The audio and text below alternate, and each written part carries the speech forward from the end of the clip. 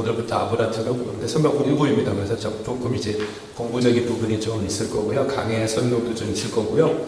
여러 가지 좀 섞여 있을 겁니다. 오늘 첫 번째 시간으로 제목 제가 이렇게 붙였습니다. 약속으로 말미암은 신앙 여정의 시작. 아브라함이 별명 아세요? 우리 그리스도인들 아브라함이 뭐라고 그러죠? 주일학 경험을 잘 아는데 애들이. 믿음의 조상 아브라함은 뭐라고 그러시죠? 네, 그래서 이제 주일학교 교육을 잘 받으셔야 합니다. 믿음의 조상 아브라함은 이렇게 있어요. 그래서 믿음의 조상. 영어로도 똑같아요. Father of Faith 이렇게 얘기해요. 영어권에서 똑같이 그렇게 써요. 믿음의 조상. 그래서 아브라함이 뜨면 믿음의 요체가 무엇인지 볼 수 있습니다. 성경 공부의 목적은 이번에 성경 공부의 목적은 믿음을 좀 우리 다 같이 믿음이 무엇인가. 교회 다니면서 믿음 신앙 하는데 정말 믿음이 뭐지? 그러면 그 믿음의 첫 여정을 시작했던 아브라함에게서 그 모습을 배우자. 한국 가면 이렇게 무슨 국밥 그러면 원조 이거 많이 쓰니까 원조가 뭐가 많이 생깁니다. 진짜 원조가 또 광고하고 진짜 이게 광고를 많이 하더라고요. 믿음을 보려면 원조를 공부해야죠. 아브라함. 그래서 아브라함을 보도록 하겠습니다. 창세기 12장 1절부터 9절이고요. 화면으로도 준비했습니다. 성경책 찾으셔도 되고요. 화면으로 보셔도 됩니다. 창세기 12장 1절부터 9절입니다. 창세기 11장까지를 어려운 말로 원시 역사라고 그래요. 원시 역사. 아주 고대 역사. 12장부터는 이제 그냥 고대사가. 그래서 아브라함의 얘기를 각자 얘기하는 거 좋아하는 되거든요. 벌써 12장 1절부터 9절 함께 교독하도록 하겠습니다.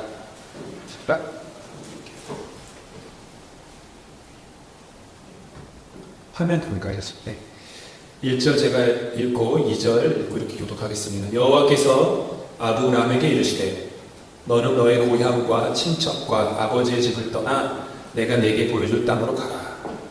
내가 너로 큰 민족을 이루고 내게 복을 주어 내 이름을 창대하게 하리니 너는 복이 될지라.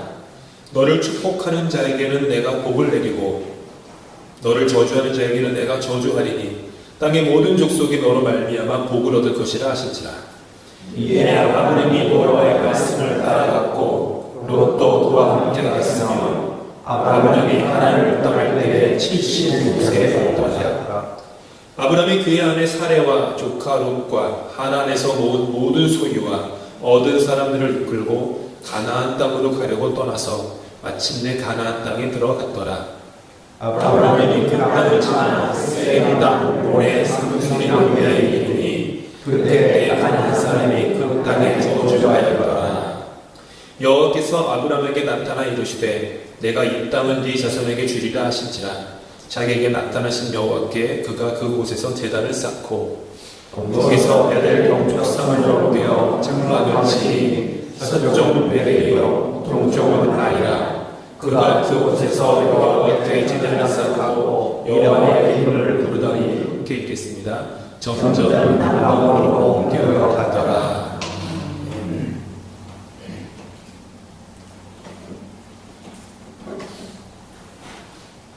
가수 최희준 씨 좋아하세요? 최희준? 네. 가수 최희준. 대표곡이 뭐죠? Serenity? 부르셔요. 세븐이 Not really. 나도 내게 그 다음이죠? 어디서 왔다가 그 다음 뭐예요? 안가 구름이 흘러가듯 떠돌아가는 길에 정일랑 두지 말자. 미련일랑 두지 말자. 인생은 나가는 길 구름이 흘러가듯 정처 없이 흘러서 간다. 제 세대 노래 아닙니다. 근데 제가 이 노래를 아는 이유는 아버지가 그렇게 즐겨 부르셨어요. 아버지가 최희준 씨의 하숙생 노래를 참 즐겨. 아버지가 좋아하는 가수가 몇 분 계시는데 조용필의 허공이라는 노래를 참 되게 좋아하셨고 그 다음에 최희준 씨의 하숙생을 되게 좋아하셔서 공무원 생활 하시다가 이제 술을 자주 드셨는데 설치하고 들어오시면 이제 기분이 좋으시니까 우리 동이 이러면서 뽀뽀 한번 하시는 인생은 뭐 그랬던 기억이 나요. 교회 다니는 시기 전이었는데 그래서 그 멜로디가 늘 이렇게 있습니다. 오늘 끝나고 시작하셔서 유튜브로 검색하셔서 들으시면서 주무시면 되겠습니다. 인생은 나그네게 이민생활 수십 년 해오신 여러분들은 이 의미에 대해서 공감하실 거예요. 인생은 나그네 길. 어디서 왔다가 어디로 가는가. 구름에 흘러가는 거지. 근데 성경은 조금 달라요. 성경을 읽으면 읽을수록 인생은 여정이거든요. 인생은 여정인데 그래서 한 건 없이 걸어가는 건 맞긴 맞는데 정처 없는 나그네 길은 아니에요. 그게 차이점이에요. 최희준 씨는 정처 없는 나그네 길이라고 얘기했지만 성경은 우리에게 정처 없는 나그네 길이 아니라 뭔가 목적지가 있는 그런 나그네 길. 믿음의 조상 아브라함의 인생이 그랬습니다. 오늘부터 살펴볼 그의 인생은요 평생이 움직이는 여정이었어요. 계속해서 그냥 정신없이 이사를 다녀요. 아브라함 오늘 이제 가나안에 갔잖아요. 이게 시작이에요. 이때부터 그냥 가나 갔다가 우리 9절에 보니까 남방으로 옮겨갔다. 계속해서 남쪽으로 내려갔다가 또 몇 주에 보겠지만 또 애굽으로 갔다가 또 올라갔다가 정신없이 왔다 갔다 하는 게 아브라함의 인생이거든요. 그렇지만 정처 없는 나그네의 여정은 아니었다. 하나님의 부르심이 있었다. 물론 아브라함에게 하나님이 주소를 주지는 않으셨어요. 어드레스를 주셨으면 참 좋았을 텐데 하나님은 어드레스를 주지 않고 그냥 나를 믿고 따라오렴 하고 인도하셨어요. 이게 아브라함이 그랬다면 저와 여러분도 그렇다라는 거예요. 물론 우리는 하나님 정확히 좀 알려주세요. 이 사람입니까? 저 사람입니까? 이 가게입니까? 저 가게입니까? 아니면은 이 지역입니까? 저 지역입니까? 뭐 이런 거 있지 않습니까? 근데 하나님은 거기에 대해서 웬만해서는 다부터 이렇게 알아서요. 그냥 이렇게 스스로 가면서 깨닫게 하세요. 근데 하나님은 우리를 기르고 싶어 하시지 주입하고 싶어 하지 않으세요. 우리가 깨닫고 우리 것으로 만들기를 원하세요. 그냥 그대로 그냥 복사해서 붙여넣기 하는 것처럼 우리 인생을 이렇게 운영하면서 하시면 우리께 안 되거든요. 그래서 하나님은 언제나 그렇게 인도하세요. 이런 점에서 신앙인의 여정은 나그네 길이라기보다는 순례자의 길이 맞다라고 생각합니다. 순례자. 중세시대부터 이어져온 3대 순례길이 있어요. 혹시 3대 순례길 그러면 혹시 어떤 게 있을까요? 생각나는 게 뭐 있으세요? 순례길 하면 산티아고, 까미노 데 산티아고. 첫 번째죠. 두 번째는 선지시대 예루살렘, 그게 순례길이에요. 세 번째가 로마나 순례길. 이게 한 1000년도 훨씬 더 된 순례길이죠. 그래서 특별히 까미노 데 산티아고가 있어요. 가보셨나요 혹시? 계신 분 중에? 손 들어주시는. 꿈을 꾸고 있습니다. 네? 가보기를 꿈꾸고 있습니다. 꿈꾸고 있습니까? 그 꿈 이루어질지어다. 제가 산티아고 가고 싶어가지고 준비를 많이 했어요. 그래가지고 뭐 신발도 사고 이것저것 장비 다 마련한 다음에 드모데기에 있을 때 막 데스크석 해가지고 제가 막 사람 모았거든요. 그래서 다 해놓고서는 무슨 사역이 없는 게 없어가지고 제가 못 가고 김희경 목사님만 해고 했어요. 그래서 목사님 성도들이랑 이렇게 갔다 오셨는데 까미노 데 산티아고 이 지도거든요. 이게 원래 9세기경 예수님의 제자였던 야고보 사도의 유해가 발견된 다음에 프랑스 국경 도시, 이제 프랑스가 여기 프란시아라고 써요. 여기서 프랑스 국경 도시에서 시작해서 스페인 북서쪽 여기 산티아고 콤포스텔라 여기서부터 쭉 이렇게 계속해서 걸어가는 그 여정입니다. 보시다시피 대부분 제일 많이 가는 길이 여기서 국경 넘어서 이렇게 가는 길이고 어떤 분들은 여기 포르투갈 여기서부터 쭉 리스본 그리고 포르토 거쳐서 올라가는 분들도 있고 다른 분들이 여기 스페인 횡단 종행하는 영어인데 제일 많이 가는 건 여기예요. 그래서 800km 정도. 800km 들고 가는 건데, 왜냐하면 끝에 이제 산티아고 데 콤포스텔라 성당이 있기 때문에, 대성당이 있기 때문에 거기로 가죠. 1000년 동안 사람들이 걸은 길이에요. 1000년 동안. 대단하지 않습니까? 어느 한 길이 1000년이나 됐다. 되게 엄청난 길이죠. 하루에 골프 치시면 8km, 9km 걸으시나요? 10km 안 되죠. 보통 10km가 안 되시죠. 제가 맞죠. 근데 하루에 20km에서 30km 정도 걷거든요. 보통 이제 성인 남녀들은. 그래서 그렇게 걸어도 한 달이 넘는 여정이죠. 근데 어떤 분들은 이제 시간이 없으니까 여기 프랑스에서 출발을 못하고 여기 뭐 리옹이나 근처 어딘가에서 이제 거리는 100km를 걸으면 증명서를 주거든요. 그 증명서 스페니시 써요. 그래도 그거 하나 액자만도 집에다 붙여야 되지 않겠습니까? 그래서 100km만 걸으시는 분들이 꽤 많아요.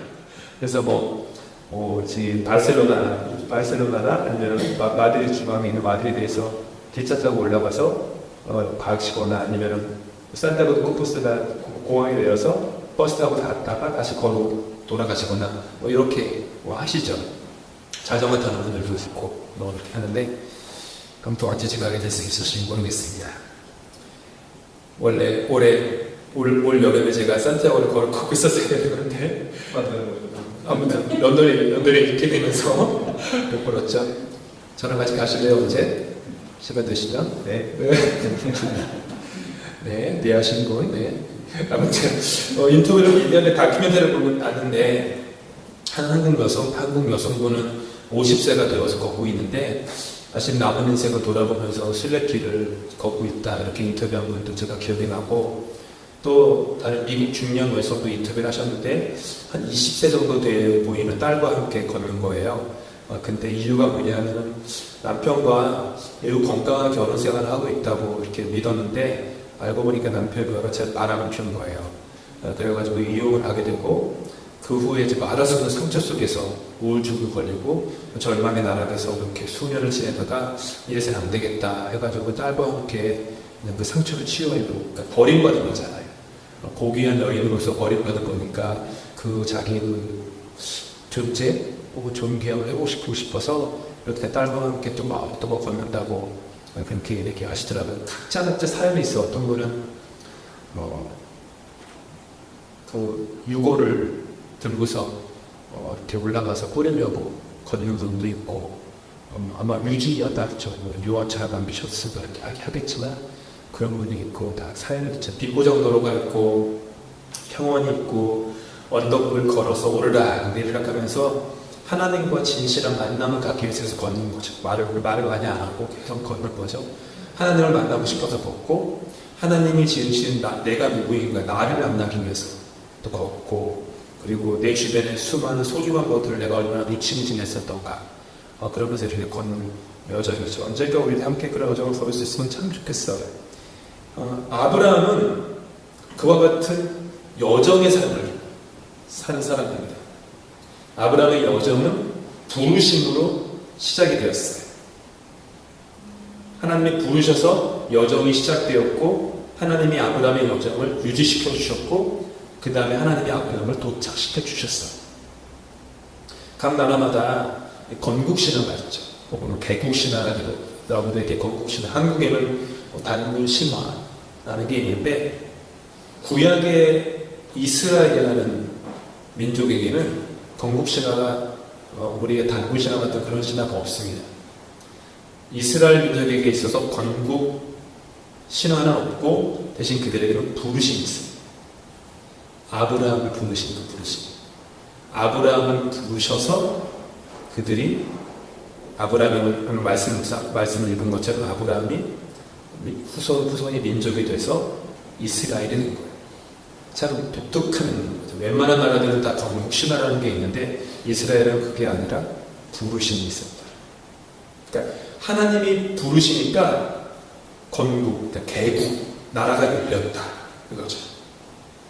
우리도 똑같죠. 하나님이 부르시니까 우리의 존재가 열리죠. 성경을 찬찬히 보시면 아시겠지만 아브라함도 오늘 성경 12장에 처음 나오거든요. 이때 아브라함의 나이가 75세였어요. 근데 성경은 철저하게 74년 동안의 아브라함의 인생에 대해 침묵합니다. 마치 아무런 관심이 없는 것처럼 아무런 얘기도 좀 전해주지 않아요. 아브라함은 그런 게 아니에요. 성경에 나오는 대부분의 인물들이 하나님이 그들을 부르신 그 시점부터 기록을 해요. 그 성경이 가지고 있는 인간관은 뭐냐면 부르시기 전의 인생과 부르심 받은 인생이 다른 거예요.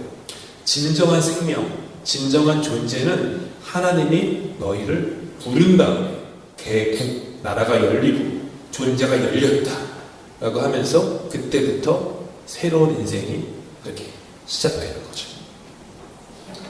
아브라함의 옛 이름이 오늘 성경에 본 것처럼 아브람입니다. 아브라는 히브리어는 아버지, 한국말이랑 좀 비슷하죠. 아버지. 그러니까 히브리어랑 한국말이랑 좀 비슷한 게 조금 몇 개 있거든요. 그 중에 하나입니다. 아버지. 람은 존귀하다. 즉 존귀한 아버지라는 뜻이에요. 아브라함의 아내 사라는 그전 이름이 사레, 영어로는 사라이 이렇게 얘기하는데 역시 존귀한 여인이에요. 그러니까 존귀한 아버지랑 존귀한 아내가 여인이 만나가지고 가정을 이룬 거예요. 존귀한 가정이죠. 그렇죠? 근데 이 사람들은 조금도 존귀한 가정으로 살지 못했어요. 사례는 임신하지 못함으로 자식이 없었다. 우리가 지난 몇 주 전에 사가랴와 엘리사벳을 배운 것처럼 자식이 없었다는 것. 이것은 오랫동안 존귀하지 않은 존재가 됐다는 거예요. 멸시와 조롱의 대상이다. 지금과는 달라요. 완전 다른 세상이었거든요. 자식이 없다는 것은 자식이 있음으로 말하면 그때 뭐 나라가 있을 때가 아니었으니까 자식을 많이 낳고 자식을 많이 낳을수록 그 자식이 자기 그 부족을 보호하는 그 의사들이 되는 거고 양을 치는 일꾼들이 되는 거니까 서바이벌 할 수밖에 해야 되는 이슈거든요. 자식이 없다는 것은 매우 존귀하지 못한 멸시와 조롱의 그런 대상이었죠. 이들에게는 아들이 없었어요. 그리고 아브라함의 나이가 이때 75세. 그리고 아내는 10살 연하, 사례는 10살 연하였거든요. 그러니까 65세. 그러니까 아브라함 75, 사례가 65. 그런데 사례는 임신하지 못함으로 자식이 없습니다. 그런데 하나님이 아브라함을 부르신 거예요. 하나님이 아브라함을 부르셨다. 아브라함이 하나님을 부른 게 아니라 하나님이 아브라함을 부르셨다. 부르심을 받을 만한 자격이 있어서 그런 게 아니었죠. 그러니까 하나님은 자기 스스로 잘난 사람을 잘 부르시지 않으세요. 자기 삶에 얻은 축복으로 자기 자랑만 하기 때문에 하나님은 자기 영광 가려지는 거 별로 좋아하지 않으시거든요. 그래서 잘난 사람 잘 안 부르시죠. 어떤 제가 존경하는 목사님이 이런 얘기하시더라고요. 세상에서 돈밖에 가장 어려운 사람이 누군지 알아요? 돈밖에 가장 어려운 사람. 세 가지가 있어야 되는데, 첫째, 성품이 착해야 된다. 둘째, 도덕적으로 윤리적으로 깨끗해야 된다. 셋째, 돈이 많아야 된다. 그것밖에 제일 어려운 사람이에요. 성품도 착하고 윤리도덕적으로 깨끗한데 돈까지 많아요. 웬만한 사람과 받기 힘들다. 뭐 교회 오기 힘들다. 뭐 이런 뜻이겠죠. 그만큼 그렇다는 얘기 같아요. 부족함이 없기 때문에 하나님을 찾지 않고 하나님을 들으지도 않는다. 어떻게 보면은 우리 인생에 뭔가 부족함이 있다. 그리고 우리 뜻대로 뭐가 안 된다는 것은 가슴 아리를 할지언정 돌아보고 나면 그것이 하나님이 우리에게 주신 축복이에요. 그게 없었으면 하나님 찾지도 않았을 거고 무릎 두글지 않았을 텐데 내 뜻대로 내 계획대로 다 흘러갔으면 하나님 무슨 필요가 있습니까? 내가 하나님인데 그렇지 않아서 그랬던 거죠. 노아는 몇 세의 첫째 아들을 얻었는지 혹시 아십니까? 노아는 이제 원시시대 사람이니까 아브라함과는 또 나이가 조금 달라요. 노아는 502세 때 첫 아들을 얻었습니다. 502세. 뭐 생각해보세요. 502세. 그러니까 502세에서 그렇게 늙은 나이 아들 낳아. 이게 중요한 게 아니라 내가 모세라고 그랬나요? 노아였구나. 노아는 500년 동안 세상 사람들의 멸시와 조롱을 받으며 살았다는 거예요. 500년 동안. 대단한 사람이에요. 500년 동안. 5년도 아니고. 우리는 5일도 견딜 수가 없는데, 노아는 500년을 사람들이 보면서, 저 사람 괜찮은 것 같고, 우리는 다 여러 신을 믿는데, 하나님만 믿는 것 같은데, 보니까 자식이 없네. 저래 가지고 어떻게 살 수 있지? 찌찌찌찌 하면서 손가락질. 그거를 500년을. 근데 그게 하나님이 노아를 해놨고, 노아를 통해서 새로운 인류를 창조하기 위한 하나님의 계획이 되었죠. 아브라함에게 하나님이 찾아오셔서 약속을 주세요. 아브라함이 하나님을 찾아간 것이 아니었죠. 단순한 사건 같지만 하나님이 아브라함을 찾아가심으로 말미암아 믿음의 조상 아브라함이 역사인데 등장한 거예요. 갑자기. 그렇죠. 하나님이 우리를 찾아오시니까 하나님의 역사라는 무대에 우리가 등장하는 거예요. 하나님의 첫 마디는 이거였어요. 함께 읽겠습니다. 시작. 너는 너의 고향과 친척과 아버지의 집을 떠나라. 옛 성경에서는 너의 본토 친척 아비의 집을 떠나 이렇게 얘기했죠. 너는 너의 고향과 친척과 아버지의 집을 떠나라. 이민을 해라 라는 말도 아니고 가족과 관계를 단절해라 이런 말도 아닙니다. 고향, 친척, 아버지의 집은 무엇일까요? 전부 다 옛 것들이에요. 아브라함아, 너는 과거로부터 떠나야 한다. 옛 것으로부터 떠나야 한다. 그렇지 않고는 절대로 믿음의 자가 될 수 없다.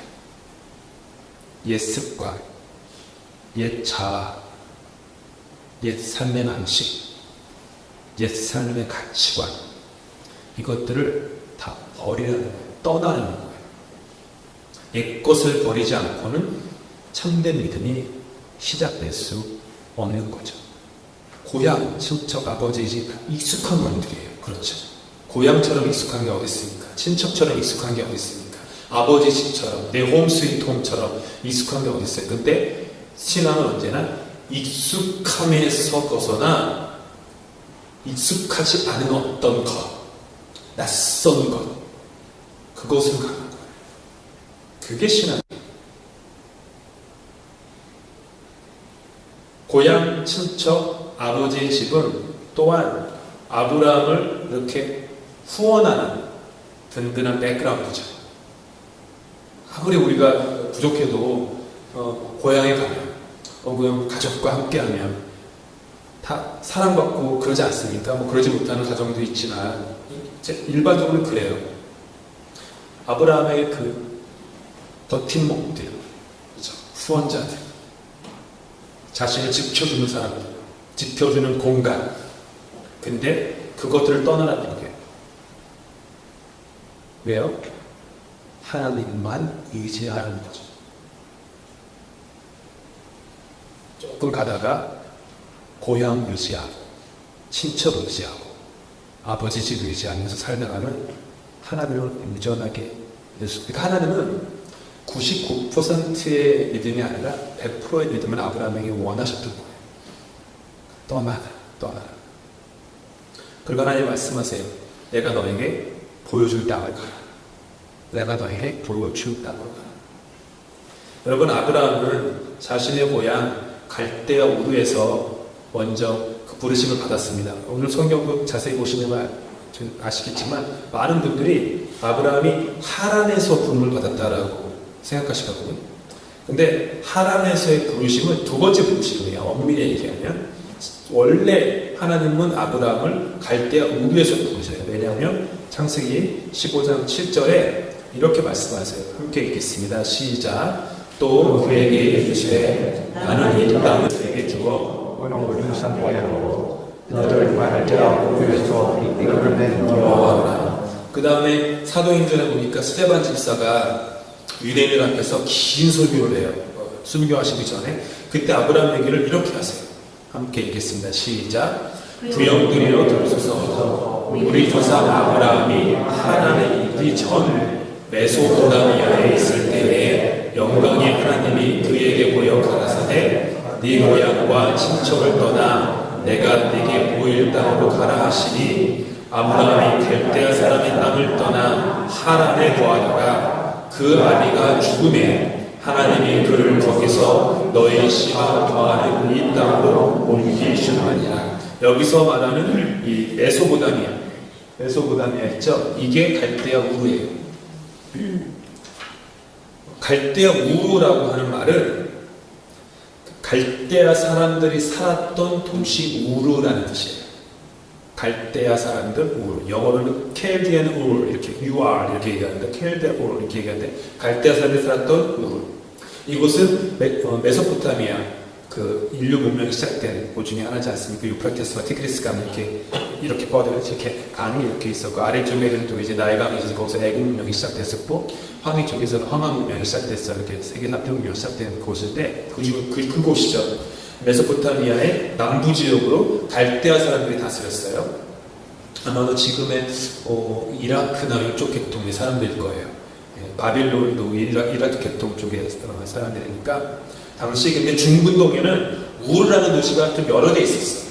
그래가지고 구별하기 위해서 갈대아 우르라고 한 거예요. 파리가 프랑스 파리만 있는 것이 아니라 온타리오도 파리가 있잖아요. 그리고 런던도 영국만이 아니라 여기 온타리오, 런던이 있는 것처럼 갈대아 우르 이렇게 불렀던 거죠. 이 갈대아 우르가 5,000년 전에 5,000년 전부터 이렇게 번성한 대도시, 지금의 그 맨하탄 같은 대도시인데 엄청난 부와 문명을 가지고 있었습니다. 그러니까 아브라함이 그곳 출신이에요. 엄청난 부와 문명을 가지고 있었던 도시. 예를 들어서 아브라함보다 고고학자들이 발견한 바에 따르면 아브라함보다 한 500년 전의 시기로 추정되는 유물들이 발견되는데 거기 보니까 16개의 왕실 무덤이 있었는데 거기에는 수많은 순금 단검, 순금 투구, 여성들의 귀금속, 장신구, 심지어 악기들도 있었고요.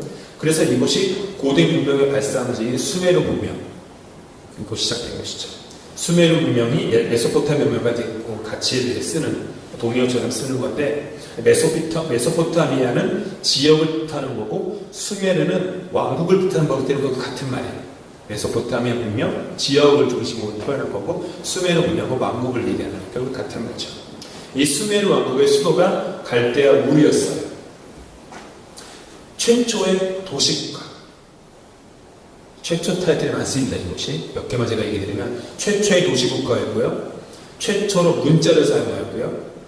최초의 학교가 있었던 곳이고요. 최초로 법전을 제정한 곳이고요. 최초로 바퀴전차를 갖고 있었던 곳이에요. 바퀴전차 대단한 거예요. 저는 이상하네요. 저는 어디 다닐 때마다 이 바퀴를 볼 때마다 너무 그냥 여기 깊은 곳부터 감싸고 보여요. 야, 이 바퀴가 없었으면 내가 무슨 고생하고 있었을까 지금. 쇼핑카드 뺄 때마다 바퀴가 너무 왜 그런지 모르겠어요. 여러분 그런 생각 안 해봤어요? 누군지 모르지 바퀴 만든 사람 너무 고맙다 진짜. 진짜 내가 엎드려 절하고 싶어요. 진짜. 이 바퀴가 없었으면 끔찍해. 여기서 한 거. 바퀴 전차. 그리고 최초의 왕정제를 수립한 곳이고요. 마지막으로 최초로 맥주를 발명한 곳이에요. 대단한 곳입니다. 한마디로 대단한 곳이에요. 당시 우르라고 하는 도시 안에 4만 명이 살고 있었대요. 지금도 4만 명이면요 도시 시리라고 하거든요. 그러니까 잘은 모르지만 시리가 되는 기준이 2만 명이니까 얼마 된다고요. 그래서 제가 PIR 했을 때 PIR의 그 큰 주에 도시는 딱 2개였어요. 샬롯타운이랑 서머사이드 이렇게. 왜냐면 그 인구 몇 명이 넘어야 되는 게 도시 기준이라 가지고 그렇게 했었는데 4만 명으로는 5천 년에 4만 명이면 대단한 거고요. 도시를 둘러싼 농사를 짓는 사람들까지 다 합하면 20만 명 살고 있었습니다. 그러니까 지금 상상하기 5천 년 전에 그 정도니까요. 상상하기 어려운 큰 도시 국가였어요. 거기서 아브라함이 살고 있었어요. 얼마나 좋은 삶을 살고 있었습니까? 모든 게 다 갖춰져. 그러니까 지금으로 치면 세계 제1의 복지국가에서 아브라함이 잘 살고 있었어요. 75년 동안. 그곳에서 아브라함은 정착민으로 살고 있었습니다. 그런데 부르심이 있게 되자 유목민으로 그 삶이 변하게 될 거예요. 유목민으로 살다가 정착민으로 사는 것도 힘이 드는데 정착민으로 살다가 유목민으로 산다는 게 너무 힘든 거죠. 게다가 아브라함에게 주시기로 한 가나안 땅은 우르와 비교하면요 아무것도 없는 시골과 마찬가지였어요. 근데 여러분 신앙의 여정이 딱 이래요. 신앙의 여정이 이래요. 우리의 자세가 정착민에서 유목민으로 변하는 게 신앙의 여정이에요. 시제가 괄호 열어서 세틀먼트, 모먼트도 딱 이런 거. 정착민으로 산다는 것은요 옛것으로 산다는 것이죠. 고향, 친척, 아버지 집, 나에게 익숙한 것들, 내가 경험해온 것들, 내가 배워온 것들, 그리고 내 감정이 움직이는 대로 살 수 있는 곳, 그곳이에요. 내가 아는 것만큼의 범주에서, 그 틀에서, 그 바운더리에서 삶을 산다라는 것은 정착민의 삶이죠. 근데 신앙의 정신은 이것과는 다른데 비록 지리적으로는 한 곳에 뿌리 내리고 산다고 할지언정 마음과 정신과 태도는 계속 유목민으로 사는 거예요. 나는 안다 라고 하는 게 정착민의 태도거든요. 나는 안다. 그런 정착민의 태도에서 나는 모른다 라고 하는 유목민의 마음으로 움직이는 것, 그게 신앙의 여정이에요. 여러분 신앙이 깊어질수록요 나는 안다라는 고백보다 나는 모른다라는 고백이 더 많아져야 돼요. 사람이 무엇이 간데 감히 하나님을 안다고 얘기할 수 있습니까? 제가 그래도 여러분보다 조금 더 궁금한 게 있잖아요. 성경과 신학에 대해서. 근데 제가 안다고 뭘 얘기할 수 있습니까? 빗소리가 적네요. 집에 가실 때 안전운전 하시기를 바랍니다. 신앙은요 모른다라고 할 수 있는 신앙이에요. 사람도 그게 똑같아요. 내가 내 자식을 안다 라고 하면 자식하고 뭔가 틀어져요. 비록 내가 낳은 내 배 아파서 낳은 자식이고 내가 수십 년 키웠지만 40년이고 60년이고 키우고 아니죠. 지났지만 내가 얘를 다 아는 건 아니야.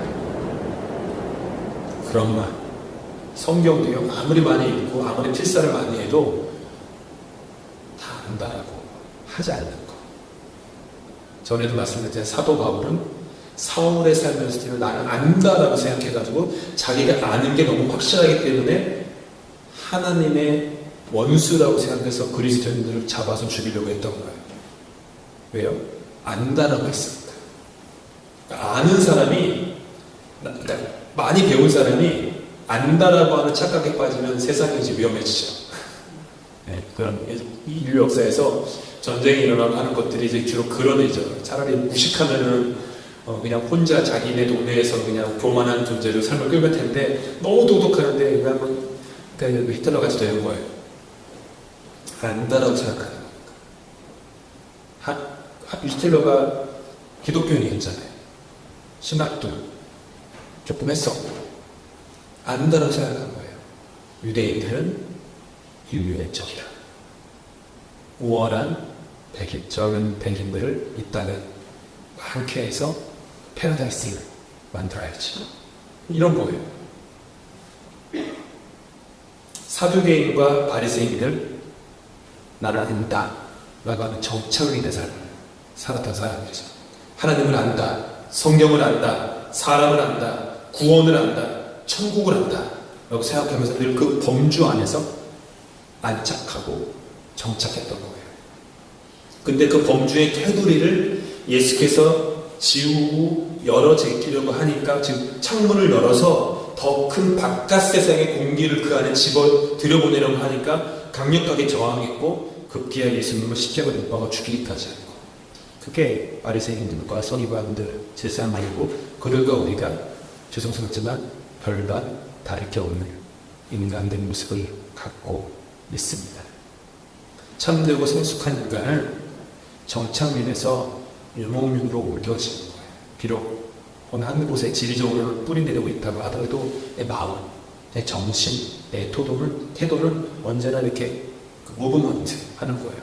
아, 그래. 이거 내가 한 번도 안 해본 건데. 그래도 하나님 부르신다면 한번 해보지. 그래도 내가 한 번도 안 가본 데인데 하나님이 내 마음에 자꾸 이렇게 뭔가 이렇게 도전을 주시는데 한번 가보지. 이런 거. 그거 아주 탄력적인 신앙이에요. 탄력적인 신앙. 폭넓은 신앙, 그릇이 넓은 신앙, 배포가 큰 신앙이죠. 아브라함은 자신의 고향 갈대아 우르에서 먼저 부르심을 받았습니다. 그때 아브라함은 아버지 데라와 함께 가나안까지 가는 직선 거리로 가지 않고 중간 지점인 하란에 머물러요. 하란도 갈대아 우르도 둘 다 달신을 섬기던 그 도시였어요. 하란도 갈대아 우르에 비하지는 못하지만 꽤 큰 도시였거든요. 하란이. 그래서 갈대아 우르 이 좋은 곳 떠났는데 떠나다 보니까 그래도 세컨 베스트 차선 진짜 였어요. 차선으로 그래도 요 정도는 괜찮네라고 싶은 데가 하란이었던 거예요. 그래서 거기서 머물렀고 유대 전승에 따르면 아브라함이 하란에서 13년 머물러 성경은 기록하지 않았는데 유대인들은 전승에 따르면 13년도 안 그렇고 14년 머물렀다라고 유대인들을 믿어요. 무슨 뜻이죠? 아브라함이 하나님의 첫 번째 부르심에 실패하였다라는 거예요. 시작부터 실패한 거예요. 내가 내게 지시한다고 가라 했는데 가다가 멈춘 거예요. 보암식도 하고 먹음직도 하고 살만한 하란을 알고 거기서 멈춘 거예요. 이유 간단하죠. 아버지 데라가 우상 조각상을 만드는 사업을 했었고 아브라함도 당연히 도왔겠죠. 그때 당시 모든 사업은 가업이었으니까 당연히 아브라함도 아마 제가 생각할 때는 나무 깎거나 이런 기술이 있었을 거예요. 아브라함 좀 만들어서 도왔고 우상 조각상을 만드는 사업인데 하란이 달신도 섬기는 곳이니까 달 조각상도 참 많았고 또 갈대아 우르에 의해서 중동동 제도에서 두 번째로 사람의 왕래가 많은 곳이었기 때문에 괜찮은 비즈니스 스팟이었던 거예요. 도시였던 거예요. 그래서 머물렀죠. 물론 돈 때문일 수도 있겠고요. 아버지 데라가 모르겠어요. 같이 사업하자 해가지고 아버지 때문에 이제 주저앉은 것이죠. 왜냐면 그러니까 오늘 성경에 아버지가 죽으니까 돌아가시니까 하란을 떠났다. 그러니까 뭔가 지금 아버지와 연결된 게 있는 것 같긴 해요. 보니까 아버지가 강권했는지는 모르겠지만 아무튼 아브라함은 갈대아 우르에서 가나안까지 직선으로 가지 못하고 이렇게 올라가서 하란은 그러니까 삼각형으로 여행하거든요. 아브라함이 저는 먹을만 왜도 그렇습니다. 하나님 우리를 부르실 때 세하고 서방고서 직선으로 가면 좋은데 꼬불꼬불 가죠. 꼬불꼬불 가죠. 되돌아가지만 않으면 다행이죠. 꼬불꼬불. 그게 우리가 약함이지만 그래도 하나님 우리를 그렇게 불러서 인도하세요. 이렇게 하란에 있는 아브라함을 하나님이 다시 찾아오신 거예요. 오늘 우리가 읽은 성경은 하나님이 다시 찾아오신 거예요. 유대 전승에 따르면 그러면 아브라함이 한 62세쯤인가 그때쯤 해가지고 이제 하나님부터 첫 번째 부르심을 받았고 그다음에 첫 번째 부르심에 실패한 채 하란에 주저앉았고 13년도 지난 후에 하나님이 다시 찾아오셨다는 그런 타임라인이 되겠죠. 그리고 하나님이 내가 네게 보여줄 땅으로 가라고 하세요. 하나님은 아브라함에게 보여준 땅도 아니고 지금 보는 땅도 아닌 보여줄 땅으로 가라고 말씀하시죠. 과거도 현재도 아닌 미래로 가라 라는 거예요. 미래로 가라. 아브라함의 눈에는 보이는 땅이 없었고 그냥 그 상태에서 가라고 하시는 거예요. 여러분 보고 가는 길에는요 믿음이 필요 없습니다. 제가 런던 와서 이렇게 처음 다 신방 다니기 다 처음 가는 곳 아닙니까? 그러면 이제 그 내비게이션을 쳐요. 이렇게 전화기로 이렇게 치면 별로 그렇게 믿음이 필요하지 않아요. 그냥 그거 보고 따라가면 되는 거예요. 근데 보지 않고 보여줄 땅으로 가면요, 믿음이 있어야 돼요. 그것도 매우 깊은 믿음. 다음 단계가 확정되어 있거나 삶이 보장되어 있다라고 한다면 그건 하나님과 아브라함 사이의 거래가 되는 거죠. 거래. 내가 이거 있어. 그 가게 되면 이런 일이 있을 거야. 거기서 너가 이런 삶을 살 거야. 그러면 하나님과 아브라함 사이에 뭐가 성립되는 거죠? 거래가, 컨트랙이 되는 거예요. 근데 하나님은 지금 아브라함한테 컨트랙을 하지 않고 약속을 주시는 거예요. 보려 줄 땅으로 가라. 약속만 있고 거래를 없죠. 아브라함, 나는 너랑 거래하는 사람이 되고 싶지 않아. 일하는 마음에. 나는 너랑 물물 교환하고 이렇게 뭐 같은 값어치가 있는 것 같고 거래하고 싶지 않아. 나는 너가 나를 믿기나 해. 믿기고. 어떤 목사님은 그러더라고요. 하나님 약속을 주시는 거야. 이제 아브라함한테. 약속은 저는 한 번도 안 써봐서 모르는데, 약속은 그 사람을 믿으니까 주는 거잖아요.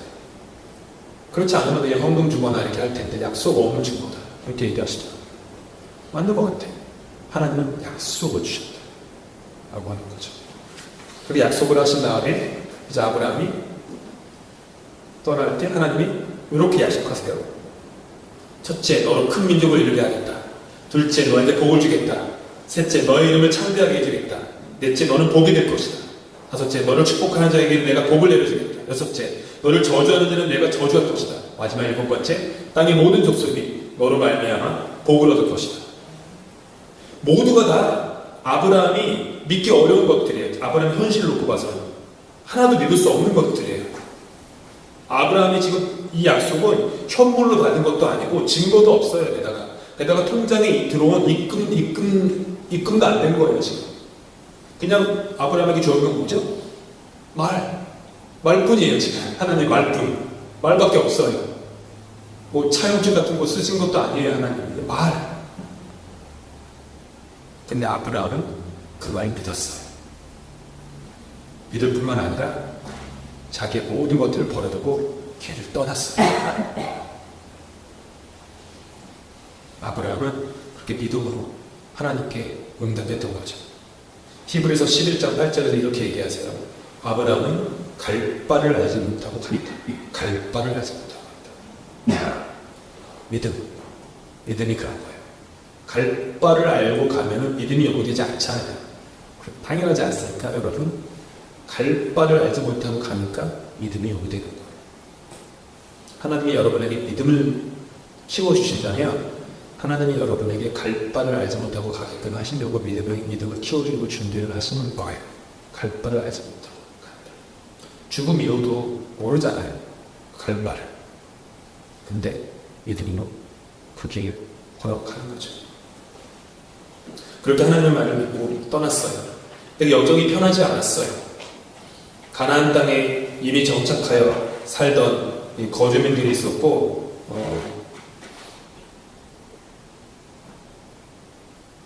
8절을 보니까 베델 동쪽 산으로 옮겼다. 그러니까 뭔가 어디 갔는데 그 지역 사람의 텃세가 있었던 거예요.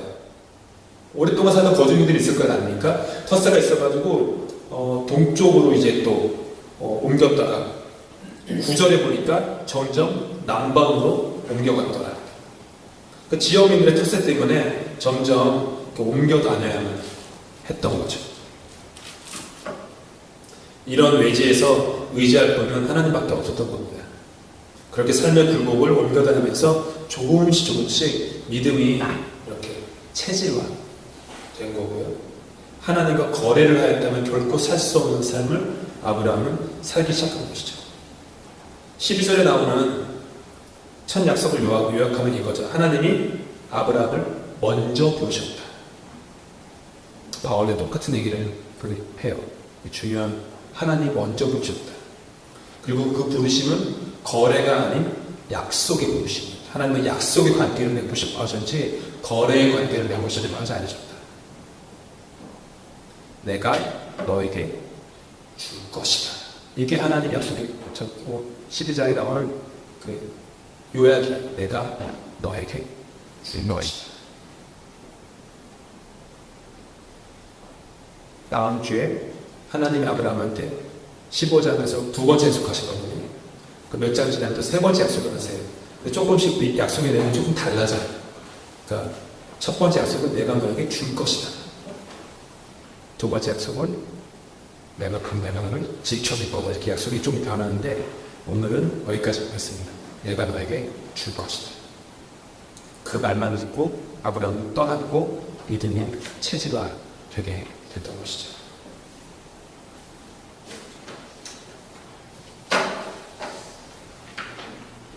질문 없었어요. 아브라함 하실 수가 있으면 12장부터 창세기 12장부터 아브라함이 등장하니까요. 12장부터 몇 장 안 되는 장수니까 한번 읽어보시면 조금 더 도움이 되실 겁니다. 제가 이렇게 장수별로 이렇게 안 갈 거고요. 이렇게 좀 왔다 갔다 할 거예요. 어떤 주제별로 그럴 거니까 전체 스토리를 어느 정도 알고 계시면 조금 더 도움이 될 거예요. 그래서 다음 주에는 두 번째, 세 번째 약속 보고 그 다음에는 이제 아브라함의 거짓말이에요. 유명한 거짓말이 한 번가 아니라 두 번 하거든요. 그래서 거짓말로 무너졌던 아브라함, 하지만 그럼에도 불구하고 그를 다시 부르시는 하나님, 이런 것도 싸울 거고, 또 아브라함이 그 천사들을 맞이하는 그 장면이 몇 주에 나와요. 그러면은 그 이제 아브라함이 천사들을 맞이하는 모습과 아브라함의 조카로 한 옷이 이렇게 맞이하는 모습이 너무 다르거든요. 그래서 하나님을 대하는 태도, 사람을 대하는 태도, 뭐 예배를 대하는 태도, 준비하는 마음 이런 것들도 거기에 담겨 있기 때문에 이런 식으로 볼 거니까요. 읽어 보시면 도움이 되겠습니다.